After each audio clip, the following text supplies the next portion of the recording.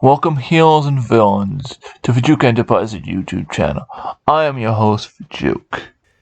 At least this time I have OBS recording unlike last time. Anyways, this is another interview I'm doing about War Machine. This time it's a follow-up because I have questions from the follow-up from the past two interviews. And like always with me when it comes to War Machine is Michael McAvoy. Fourth time, no luck. Hello, everybody. Glad to be back here. One day I hope Mark will get my last name right, but it's all good. I'm here to answer all these wonderful questions that he has. And this time we not only do fluff, but also go into more of the hobby aspect of the game. You mentioned in the first interview that you teach people War Machine by asking them who they like, Horde or Iron Kingdoms, and then letting them use that army of yours because you have both Horde and War Machine armies. I know this hasn't happened yet, but I do know that Infernals is technically a third person could make. So do you have a plan if a new player wanted to start with Infernals? Absolutely. If they wanted to start with Infernals, then I would go to the best resource any miniature player has, their community. I have a few players who have infernal armies in my group, so I would ask for them for assistance in borrowing models so that the new player could see how they work on the table. If no one around me did have models or just wasn't available, then we could use proxies in the forms of stand-ins that had the same base size, or even paper cutouts. Buying, assembling, and painting miniatures are one thing, but ultimately you need two people to play a proper game. Growing a vibrant community is the most important activity that any person can do. Without people to play the game, you might as well just start buying creepy anime figures and save yourself the hassle of assembling. An open platform with clear rules and times ensures that the group communicates freely and plays consistently. If you have a group that is afraid to communicate, have inconsistency in rules, and vagueness of playtimes, then the community will fall apart. Just imagine if the NHL had teams roll into town whenever they wanted and started playing at, say, 3 a.m. No one would want to watch it. Same thing with building your community. Another thing you mentioned in the first interview is the extra equipment one needs in order to paint besides the models, paint, and paintbrushes. Would you like to go over what they are and why they are important? Absolutely. The basics you need are super glue, plastic cutters, a bladed tool, generally an X-Acto knife, and some form of file, sandpaper or a metal one, and finally, a mask. Without glue, you don't have a model on your hands, just a pile of bits. Superglue comes in many different styles, so it might take some experimenting to find the right one that works for you. I myself use Lepage gel superglue, while a friend of mine swears by stuff you use to glue boats together. You'll just have to see which type you like the most. The cutters and blades are needed to free the model from the pop-out molds that the bits are sometimes attached to, or to remove any extra bit of metal, resin, or plastic, which is known as flash, that was left on after the part was formed. No real need to go fancy here. Any game store should have a set of these tools available, or you can go to your hardware or craft store and pick out one that you like the look of. After all that cutting, you're going to have a lot of rough, jagged surfaces. This is where the sanding material comes in. This area, I do recommend you splurge a little and get a few extra tools with different shapes for the file or different grades for the sandpaper. This lets you get to the wide variety of angles that you can encounter. As for the file versus sandpaper, once again, that's personal preference. I have large hands, so I find the file a bit better for getting to the areas on the model that I need. So once again, try a few things out and see what works best for you. The mask part is easy. A simple dust or painter's mask will see you through your filing and painting. You can get fancier setups, so once again, this is up to your budget and preference. I use a fancy rebreather mask with two filters on either side I bought for $80. But I'm pretty committed to the hobby, so I didn't mind splurging on that. If you'd like to avoid the masks or are insane and think the government is trying to take away your rights by forcing you to wear one to care about others, then you can always just wet the models down to reduce the dust kicked up by the filing process. Now, I have built a few models, not a lot, but I've built a few models, but I've never actually filed them or sandpapered them. Why is that so important? Well, it's important because If you don't, your models will more likely come out pitted and uneven. You can't use a knife to get rid of all the rough surfaces, and you might cut too deep into the model and remove some of the detail on the surface. So I guess if your goal is to have a bunch of misshapen and geometric based models on the table, have at her. I would still recommend the file or sandpaper. Now, this next question, now that I think about it, you've answered a bit of it in both the first and second part, because you've talked about how the consumer is now integrated into R&D, but you mentioned that you joined during MK2, and that is currently MK3. Could you go over the differences between MK1, MK2, and MK3? Yeah, absolutely. So MK1 was a project of love, but very hastily put together. Rules were all over the place, and balance between factions was non-existent. By the end of MK1, there were 2 lists that would just auto-win as soon as they touched the table. So it was a good starting point for the company, but not anywhere near it where it needed to be. Mark II brought in many revisions to the rules, point costs, and the overall scale of the size of the game. Model power was thought of under a bell curve now. Some models were certainly more powerful than the others, but their points were adjusted to reflect that, at least in theory. There's always going to be the models that stand over top of all the others. Theme lists were also brought into the game at this time, only they were limited to individual casters. All casters, and these are Horde Warlocks and War Machine Warcasters in this case, all casters had at least one list, but some had 2, 3, or more to choose from. Everyone liked many of the changes to the game, and this was considered its heyday. As Warhammer Fantasy had imploded and Warhammer 40k was in the death rolls of 7th edition, a lot of people made the jump over to War Machine and Hordes.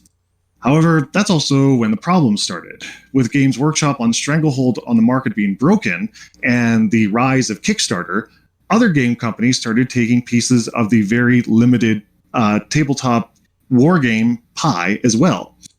This led to further fracturing of communities as people found games that they liked that weren't Privateer Press or Games Workshop related. Another thing that happened was that the Pressganger program, a community outreach initiative, was dissolved at this time in response to the ruling on Wizards of the Coast's judge program for Magic the Gathering. Privateer Press publicly stated that ending the program was due to the company feeling as if they were not properly supporting the Pressgangers. So I'll leave it to the listener of whether or not they believe the company or that they were just trying to cover their own butts. Finally, in addition to all this, Privateer Press tried releasing other games to mixed fanfare. So seeing all of this add up, they went back to revitalize their main bread and butter, War Machine and Hordes. And thus they started on the 3rd edition. This version was supposed to be new, flashy, and a lot of promise, just no one was really sure what those promises were. Privateer Press had been very secretive of the release, and staff had publicly denied any existence of a new edition at first. Then a leak of the new rules happened, and Privateer Press was seemingly left scrambling to play damage control. It was all very confusing, really. Eventually, Mark III was officially released and made changes, once again, to the model point cost, core rules, and anything else you can think about to the game. Theme forces were changed to be faction-specific, so you didn't have to build a list around the caster you didn't really want to play. In addition, now you could pre-measure distances between models at any point. The game was redesigned with an open information and fair rule system in place. But not everyone enjoyed these changes. Some did not like the removal of the gotcha components of assassinating enemy casters that pre-measuring removed, while others were left with factions that were deemed unplayable. Privateer Press did recognize this and publicly apologized. They resolved to fix any associated problems with rule interaction and model discrepancy. As such, they launched the Community Integrated Development Program, or CID. CID was Privateer Press's idea of an open beta test for the rules for new models and gameplay scenarios. They also added in that any legacy models that were deemed necessary to be updated would also go through the process. So this was well received by the community. The developers were actively working with players to resolve the problem models and even got those non-competitive factions back on the table. But as the story goes, problems started cropping up for that as well. Privateer Press went back to back CIDs, and rules for the core book and as well individual models and factions were rapidly changed, seemingly from month to month. This annoyed everyone, and no one was really sure what model was going to be changed and such. So memorizing rules was hard. If you're a tournament player, you can't know what the other person has just by looking at it, because last month there could have been an update to that model and you didn't see it. This also affected the casual players, who were frustrated that their lists no longer did what they needed to do, and they just wanted to have a fun game. But now it's homework for them because they have to study all the changes to the rules to a model they felt they already knew. In addition to the communities being disenfranchised, the way that the models released also drastically changed as they became tied into the CID schedule. Originally, Privateer Press would release at least 1 to 2 models per faction per expansion. This allowed all players to get new toys, even if sometimes those toys are better than others. Instead, the company switched to a theme force release schedule. Now, almost all the new models to be released would be tied to a particular faction instead.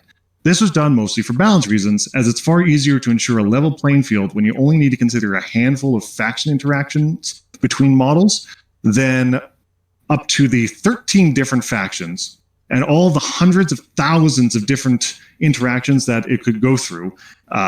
This did mean, however, that if you weren't a faction getting a CID release, you had a long time to wait for new stuff. All of this combined with the release of Age of Sigmar and Warhammer 40k 8th edition, a great exodus occurred.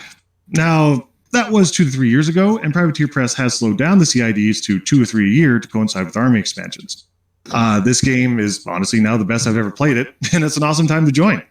Once the pandemic is over, of course. I know this isn't on your list of questions, but do you happen to know what those 2 armies that were auto wins in MK1 are? I know one of them was Vlad the Dark Prince. He would just win. He would be at armor 40, defense 40. He was basically untouchable. And I think the other one was a Khador army too, which was Butcher 1, where he could just camp all of the focus and you couldn't get past his armor. So there was no way to effectively kill him. That sounds very frustrating. Mm-hmm. So, in a previous video, you mentioned that Infernals only have 2 themes. That got me to thinking, does an army need a theme to be an army? This goes back to my previous point about balance. The idea is that themes limit which models you can take, so that developers only need to consider tens to hundreds of interactions, not the thousands or tens of thousands without it. It allows for target testing to ensure that a new model is compatible with the rest of the game. Now, that doesn't always happen, but these models are quickly found out to be overpowered and are nerfed accordingly. That's done via their Privateer Press's bi-yearly dynamic updates. Those happen outside the CID releases. So yes, as the game is, themes are very important to the design and health of it. The 5th question is, the Infernals made a deal for 2/3 of the human souls. That seems like it screws over humanity, doesn't it? Oh, of course. I mean, that's capitalism. The Infernal Masters were in the position of power once the twins Thamar and Moro made their pact. So why not squeeze them for every bit of soul they can?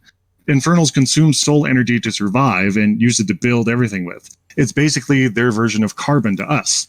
It was in their best interest to secure as much of the potential resource as possible to advance their own agenda and ensure their own survival. If humanity dies out due to that, well, as they say, there's a sucker born every minute. And, space, along with the multiverse, is a big place. So there's a lot of suckers available. So, if I remember correctly, another part of that deal was the location of the elven gods. So are they all dead? Well, mostly. There are two known surviving gods, Nysor and Skyra, the gods of winter and spring. The others were killed in the explosion crossing the bridge from the spirit world to our world. Or they disappeared. If they did survive the bridge crossing, they disappeared looking for a safe homeland for themselves and the surviving elves. There is speculation that the Hermit of Henghold, a doomsayian Iosian prophet who tried to warn the nations of the coming of the infernal invasion, is a surviving god, but he's gone completely mad. The text in the books leaves it up to the reader to decide if he's actually an elven god or not. So, with this speaking of gods, and the final question is one that got cut from the last video. How do gods come into existence, and are they immortal? Gods either will themselves into existence, a la the devourer worm in Menoth, or cultivate the divine spark within them and are elevated upon death. It's not an easy thing to do, and only the twins, Thamar and Moro, are known to have done so. Some do become their chosen and are uplifted to be their god's side, much like our idea of sainthood right now. But once again, that's not even an easy thing to do. The elven gods prove that indeed gods can die. As part of the bargain for humanity's access to magic, well, the secret was given out where their location was. So death is inevitable, and not even the divine is immune from being reaped.